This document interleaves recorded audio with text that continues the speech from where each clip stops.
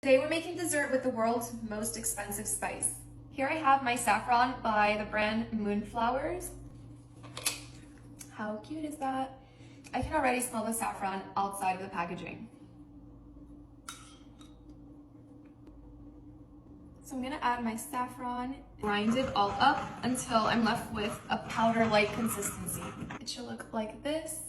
Now I'm gonna add an ice cube to allow the saffron to bloom. So I'm gonna let that melt in there. To a bowl, I'm adding some unsweetened, unflavored Greek yogurt, a little bit of rose water, some honey.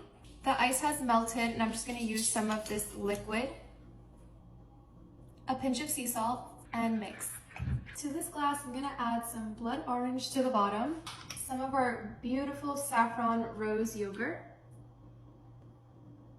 pistachios, some more blood orange slices, more yogurt, garnish with some pistachios, blood orange slices, a drizzle of honey, and a few sprigs of our moonflower saffron.